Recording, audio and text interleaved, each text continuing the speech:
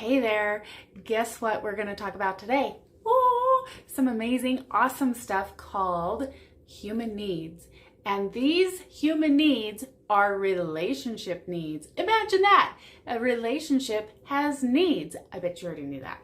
Hey, I'm Lydia. I used to be an ordinary stay-at-home mom and wife. We had 2 kids, and for 3 years, everything was perfect until we got pregnant again. But this time with quadruplets. There was so much stress going from a family of 4 to a family of 8 overnight, so I created a system for renewing our relationships. This channel is dedicated to sharing that system, every single part of it.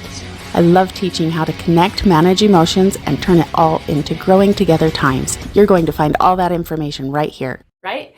Well, there are some things that seem like they're opposites, but they are actual needs. We need stability, we need predictability and things that we feel stable in, and we need excitement and surprises and spontaneity. How can you have stability and spontaneity in the same place? Well, you just need to. Here's some ideas on what we could do. But first I'm going to tell you a story to illustrate how important these are and how crazy they can get. Okay, I'm going to talk about food because everybody knows about food, okay? So first, the need for stability. You go to a fast food place, okay? I have worked at Wendy's, and in the drive-thru, people come through the drive-thru and they're like, oh, I don't know, just surprise me.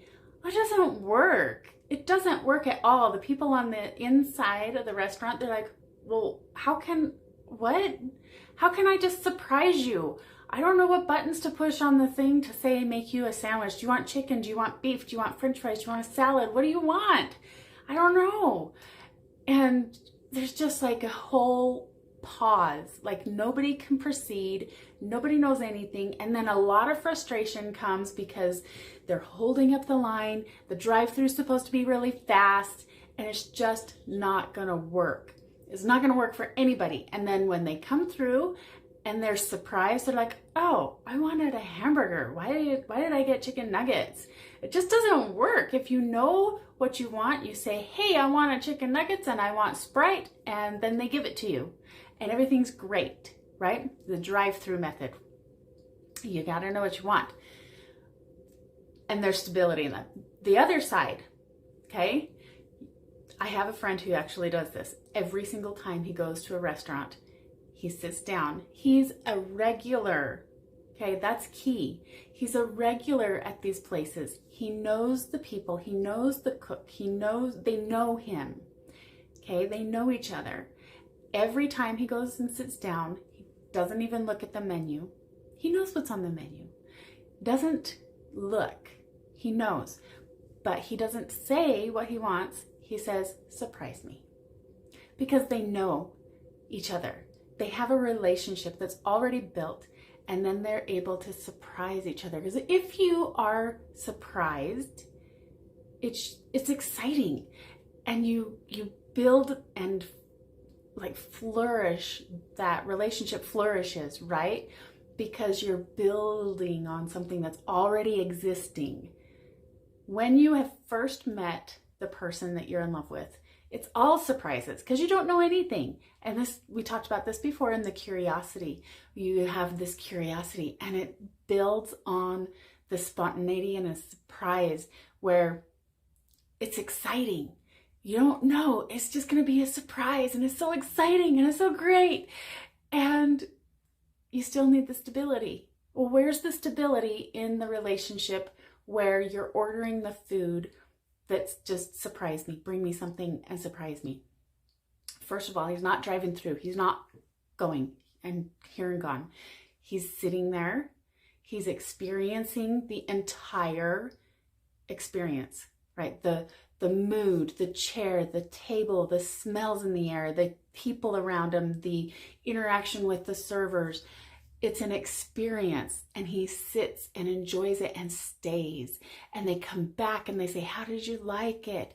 And they have a full experience with the complete relationship when he goes inside and he sits and he stays, okay? On the other hand, the drive-through, they get home and they're like, what the heck? I don't know what this is. And the people inside are talking to each other like, what the heck? How do they order that? How do they don't know? And say they do know some of the things they want. I want a kid's meal. What would you like to drink in that? Oh, I don't know, just surprise me. Well, nowadays, there are so many drinks to choose from. It's impossible. They're like, what? I don't know. What just happened here? And nobody's happy. But the other side, when you're sitting and staying and experiencing the entire restaurant experience on an established relationship, and you're going to stay there and converse and have an experience together, that is an exciting surprise. And it's exciting because it's established and they're staying. So this is wrapping up all these principles that we talk about, the stay in the car principle, that you stay in the relationship, you're committed to the experience, and you're going to be able to build on that and be surprised and trusting each other because they've been there before, because they know they like that restaurant already. They know that it's safe to ask for a surprise because they have that underlying stability. That's the key. You build on the stability. It's the next level up is to be surprised. You need both of them. You need surprise and stability to have an exciting, long-lasting relationship. First comes stability, built on the excitement of curiosity, but still stability, and then spontaneity and surprise and excitement and trust and staying for the entire experience. All right, so how do we do this? How do we do this? You do step by step. Okay, first you ask questions. You're asking like, well, are you allergic to fish? What if I bring you seafood? Are you allergic to something? You've got to know some basic things first in the relationship. You've got to know some basic things. You ask some questions, find out what they need before you just assume. What if you had allergies? That wouldn't be a very good idea to bring you something that you're allergic to, right? It wouldn't be a very good idea. And it makes me think of the Iron Man movie where Iron Man is trying really, really hard to build a relationship with this girl, and he brings her like a bunch of strawberries and about a bunch of flowers and all other stuff. And he's like, but I brought you these strawberries. Aren't you happy? Don't you love me more because I brought you all these strawberries? They're your favorite. And she looks at him like, I'm allergic to strawberries. No, I'm allergic. And he says, but I knew there was something with the strawberries. I knew there was something. Give me some credit here. But the way we build that and we know that is listening and asking questions. If he had said, I know there's something about strawberries. Hey, what is your thing with strawberries? And then he wouldn't have like stuck his foot in his mouth or whatever you want to call it.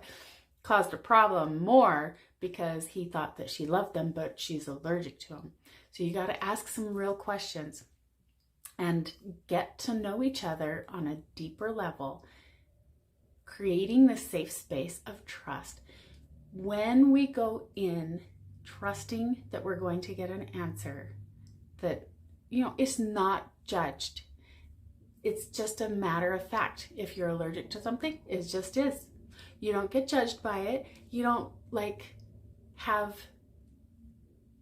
judgment and reactions because it just is. If you're allergic to chocolate, don't get chocolate. But there are other things. Okay, I'm going to go on a tangent here. That's another important piece to this spontaneity. We need to accept what's given to us and appreciate the effort. Okay, appreciating effort and still correcting well, that was really sweet of you to bring me strawberries, but I'm allergic to them. Okay, but it turns the table a little bit if we're just like, I'm allergic. If we can have some gratitude and accept it accept the effort. And if we set up some guidelines before we have the conversation and say, I really, really want to improve our relationship, to repair and renew what we've got going on here. I want to have it better than ever before. And let's just get to know each other again. Let's get to know what is good and what is not good. What's triggering you? Why is it triggering you? What can I do? Let's remove that emotion from it and just say, I need to know the answers. I just need to know some facts, ma'am. Just the facts, right?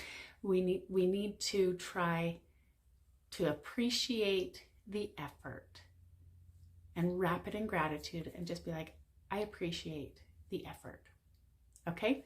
Now, go make it a great day.